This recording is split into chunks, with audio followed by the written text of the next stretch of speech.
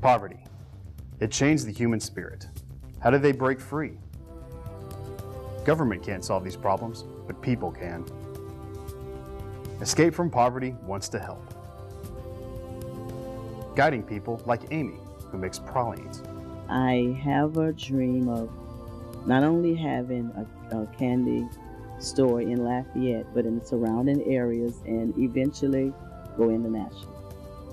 Families like Carol and Kelly. I think I would like to someday become a chorus teacher. One of my dreams is to become a teacher, a basketball coach, and a football coach. Recovering addicts like Greg. It's just amazing about life. You know, life, you never know what the day gonna bring. You never know what the day gonna bring. And you know, that's some of my goals. Some of my goals, long-term goals, is to help others, be of service to others, and to own my own business. Single moms like Tyra. I would like to eventually own my own business. In what? I don't know. I know I'll be helping people in some sort of way, but I want to eventually work for myself. Anybody can help somebody out of poverty. You can too. The people in these classes are also starring in a reality TV show.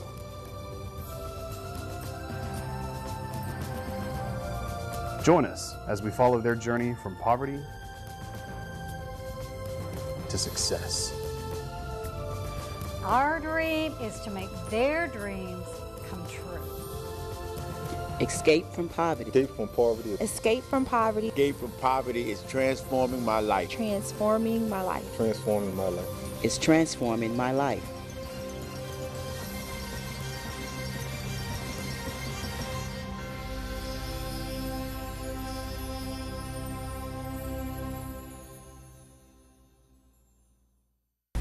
So yeah, some of the brothers probably don't behave real well, but he's not doing anything to corral them. Mm-hmm.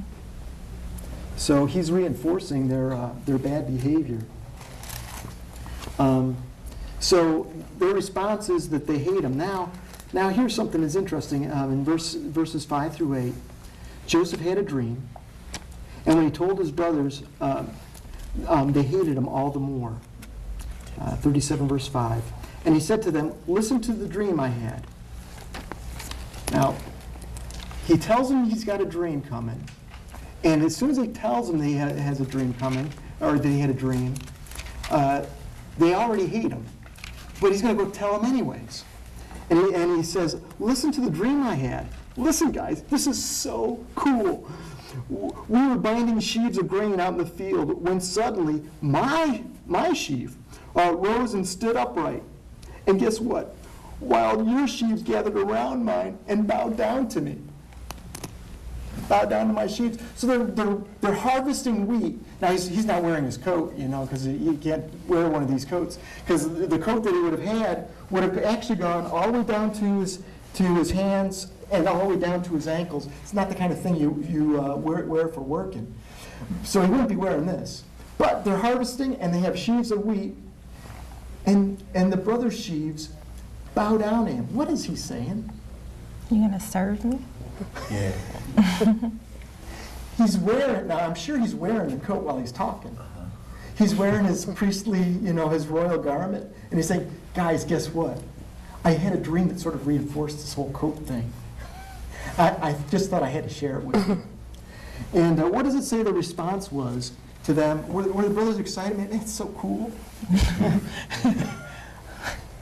No, they didn't like that. They didn't like They that. hated him all the more. Mm-hmm. All right, now Joseph is just 17. But if you tell your family that, and your family starts hating you, would you guys catch on to that?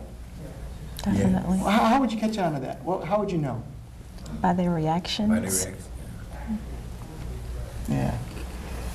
And earlier on it says they wouldn't even talk to him anymore. So, well then, guess what? He has another dream. Verses 9 9 and following. Then he had another dream, and he told it to his brothers. Listen, he said, I had another dream. Guess where this dream's going? And this time the sun and the moon and the 11 stars were bowing down to me. When he told his father and his brothers, his father rebuked him and said, what is this dream you had? Will your mother and I and your brothers actually come and bow down to the ground before you? His brothers were jealous of him, but his father kept the matter in his mind. So 3 times in about 5 verses, the brothers hate him. Now they're beyond hate. They're jealous. They want revenge, and they are extremely angry. Now, I have a question. Why would somebody share that kind of dream with his brothers? Maybe he's in. Joseph could have actually been getting a message directly from God, talking to him, planting the seed in him, letting him know, what he's going to be blessed with in the future. It can be one, or Joe just could have been lying. So either or. Well, I believe that these dreams actually were from God. I really believe they were. And God was giving him a picture of where he was going to go. But what would be his motivation to tell his brothers? Well, maybe he wanted their approval. I mean, you can only take so much hate. Okay. I mean, because like if somebody's constantly mistreating you and then you want to gain their approval, maybe he's saying, hey, oh, well, that doesn't really make sense. If you say, hey, you're going to bow to me, are you going to like me now? And maybe he was just that confident that he would be over them at one day. Maybe he was just that confident.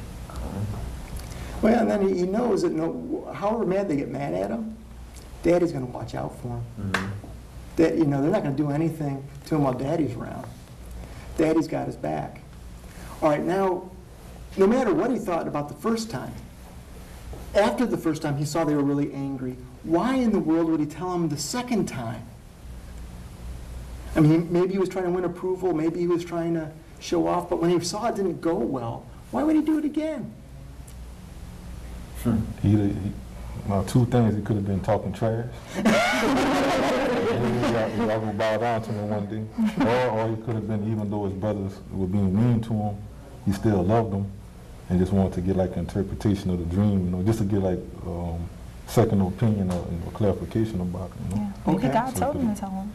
Okay. I mean, it happened for a reason. It's in the Bible. So maybe God said, tell your brothers and make them even more mad. Well, of those 2, I think I like the one where he's trash talking. I think God gave him that, but I think there are wiser ways to handle those kind of dreams. Joseph interprets dreams later on in Genesis. And in the times where he interprets dreams, he mentions God. He says, oh, God gives the dreams. God gives the interpretation. Where does Joseph talk about God when he talks to his family about these dreams? He won't see anything. Who's the star of his dreams? Him. Yeah. I would say that would be pride. He's got huge issues with pride. And so he's wearing, now it's true, God plants these seeds in his heart, and these things are going to happen. But that coat that he wears and these dreams he's sharing, they're all coming from pride. And when we have pride, we don't care how people respond. Mm-hmm. We don't care if they're upset. We don't care if we hurt their feelings. Because the story's all about me. And we're telling everybody else, oh, you guys are going to be big players. You're going to be guests. You're going to be supporting actors and actresses in my play, in my story. Mm-hmm. And so the story is all about me. And that's where Joseph is right now. Joseph is a rascal. He's a rascal, but God has big plans for him. But he's got huge issues in pride. And he thinks that his brothers, his dad, everybody should serve me. What would happen if at 17 Joseph's dreams came true? Or a few years later, and he didn't learn how to handle pride? What would have happened if he really would have been a ruler? What kind of ruler would he have been? Selfish. Dictator. Real selfish. What would have happened to the people who were under him? Misuse and abuse. Yeah. Yeah, so that's where Joseph is at. Well, the next part of the story, we won't, I'll just sort of summarize. In verses 12 and 13, verses 12 and 13, Joseph's brothers go to graze their flock in Shechem. That's where they killed all those men. They're grazing sheep 50 miles away. And then Jacob's dad says to Joseph, hey, go check on your brothers, make sure they're all right. This is a long journey. It's a long journey away from Jacob, a long journey away from home. And when Joseph gets there, in the distance, the brothers see him. And man, if you're wearing a coat like this, and you're not wearing a herdsman coat, and they, you're going to stand out. If you're walking through a field and you're wearing like a mink coat, do you think you're going to stand out? Yeah. And they see him coming, and you know what they want to do to him? Do you remember the story? What do they want to do? They want to kill him. They want to kill him. They want to kill him. And finally, Reuben stands up and says, hey guys, let's not kill him. In verse 22, he says, don't shed any blood. Throw him in the cistern here, in the desert. Don't lay a hand on him. So cistern, that's a big hole in the ground. It's about 15 feet deep, about 2 feet wide. That's where all the rainwater would drain off, and that's where they would store their water. Just throw him in there, cover it up, and he was going to retrieve him later. So Reuben stops the brothers from killing him. I mean, they're seeing him a long ways off, and they're getting ready to kill him. They're plotting and planning to do this. But Reuben cuts it off at the pass. But then Reuben takes off, and when he gets there, when Joseph gets there, what they do, first thing they do, you know what the first thing they do? When they see, what is the first thing they do? Take their coat. Oh man, the coat is gone. They take off the coat, and they don't kill him. They throw him in the cistern, but there's a problem with throwing him in the cistern. There's a problem with Reuben's plan about just keeping him in the cistern. What are we going to do with him in the cistern? I mean, what if he gets out? Dad's really going to be mad at us. So they can't do that. So they come up with another plan. Do you remember what the other plan was? He sold him as a slave. Yeah, now, Judah, he's pragmatic, and here's what he says in verse 26. Judah says to his brothers, what will we gain? What will we profit? Listen to that word. What will we gain if we kill our brother and cover up his blood? Come, let us sell him. If we kill him, we don't get anything.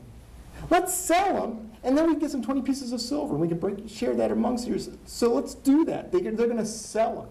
And so Joseph goes from having these dreams of being in power, being royalty. He goes from having a royal coat, and he goes from being his dad's favorite to being in a cistern.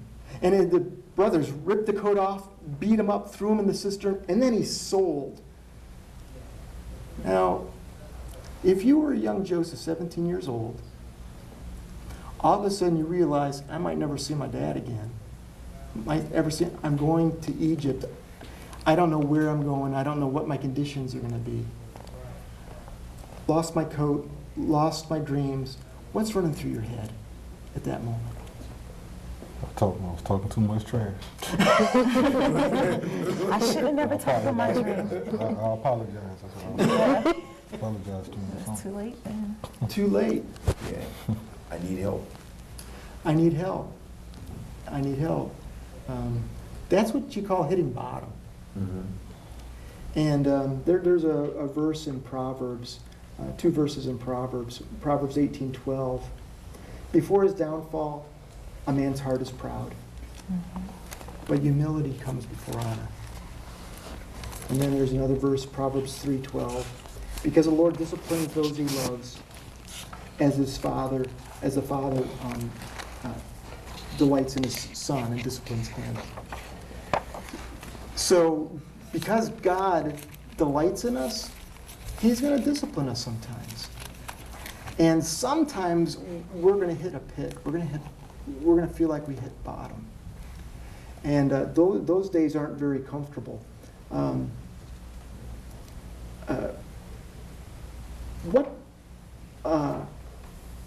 What happens to us personally? You know, think of a time when you hit bottom.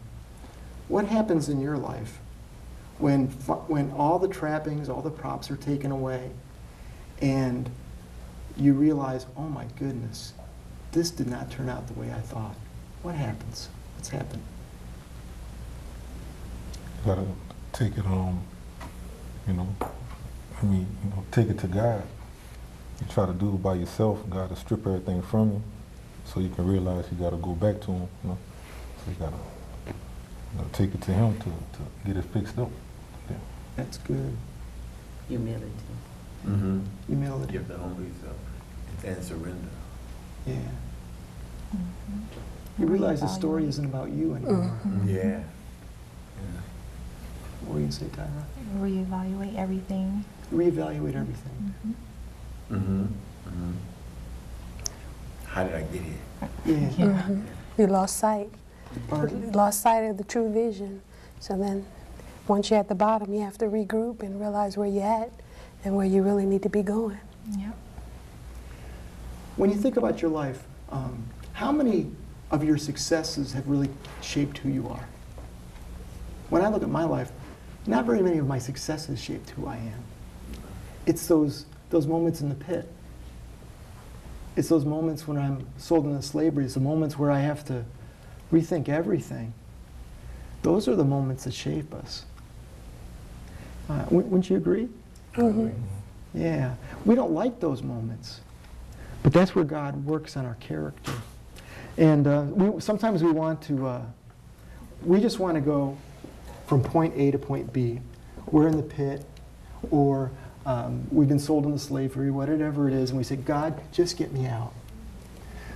But we just want to be like in Star Trek, we just want to be teleported, just transported.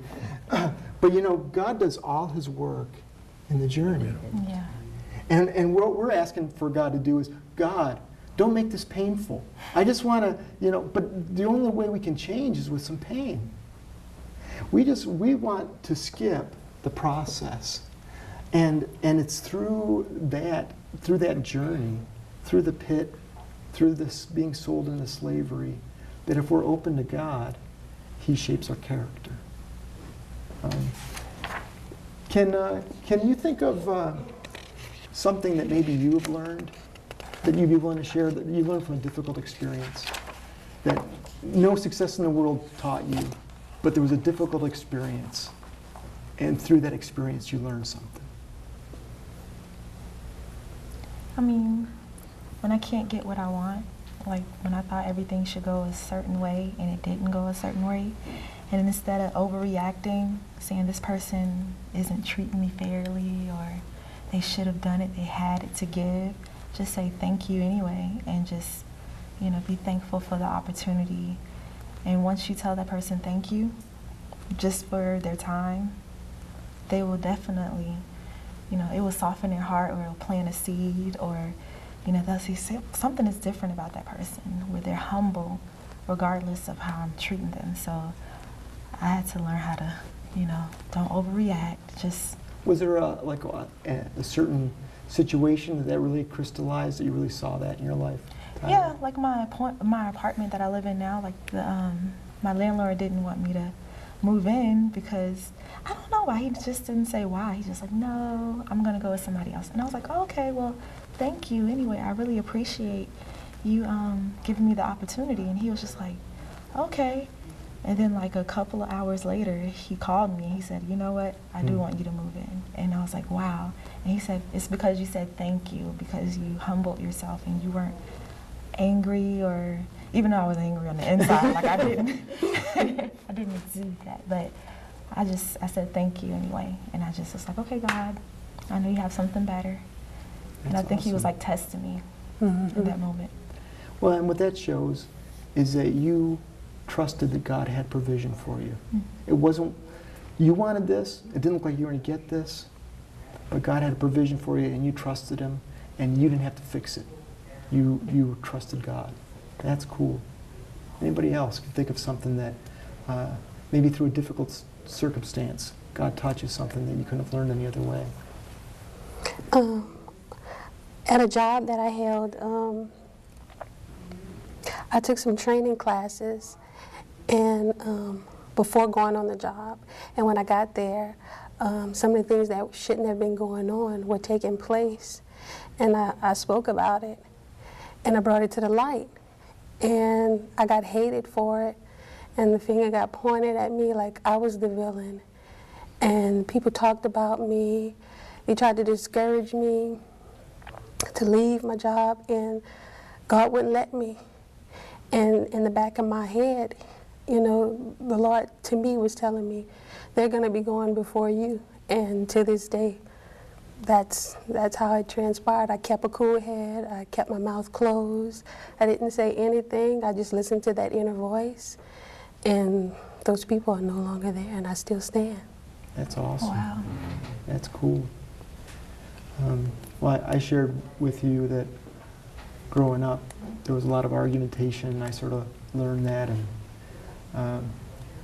I went to Bible college and seminary, and when I was 24, they did something that they should never do. They let me be a pastor of a church. And 24, I wasn't too much older than Joseph, and I wasn't any wiser. And what was more important to me than anything was being right. And I thought, well, you know, you guys, don't you realize you have me as your pastor? Don't you realize how lucky you are? Wow. Yeah. How do you think that went over? Not so well. Yeah, not so good. How long did you stay there? About 3 years. Yeah, it's probably 2 years too long. But and you know, that whole situation was really painful. But probably like Joseph, and probably like his dad, I didn't realize that some of the problems I was facing in the church were because of me. Okay. I thought it was these people. They just won't listen. And it never occurred to me until about 10 years later that I wasn't handling things with grace. I didn't listen to people. And actually, when we left the ministry, we left wounded. We left bruised. And we probably weren't in ministry for about 8 years after that. And that was my time in the desert where God could speak to me and show me, John, you've got so much pride. You've got so much arrogance. Do you really listen to people? Do you hear them? And it took me a long time. And it was that event that shaped me more than Bible college, more than seminary, but just realizing the importance of listening to people and hearing their hearts. The only way I could learn that lesson was the hard way. And that is how God shaped some of my character. None of us like the pits. No, none of us like being sold into slavery. But that's where God does His best work. Well, for the next time when we get together, I'd like to ask you to go ahead and read Genesis chapter 39. And we're going to talk about purity and integrity next time. And what I'd like you to do regarding this lesson is maybe jot some notes down and look at your life and see if there's any patterns. If you keep falling into the same pit or whatever, maybe you're going back to school. Maybe God, with that area in my life, the reason I caught on to it wasn't just the one event at the one church. It happened a few times. And after you fail the same class a couple of times, you realize, oh man, God's taking me to school. I need to learn. And think if there's any areas that God's taking you to school a couple of times. And reflect on that. And see if you're willing to share that next time.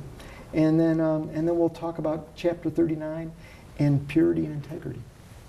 Any final thoughts? Any thoughts about pride or passivity, and how that can keep us trapped in bad habits and bad systems? Any thoughts on that? Just gotta humble. I learned being passive, you can get ran over. Too much pride, you get knocked down. There you go. You said it. Yeah. And you know what? Pride will make you blind to everything else. You won't see what else is going on, all that's going around you.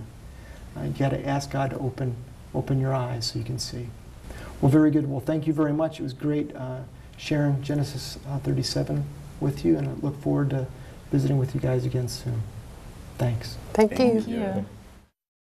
This class is available in its entirety along with printed curriculum through our website. Contact us at escapefrompoverty.org or at 337-984-4858.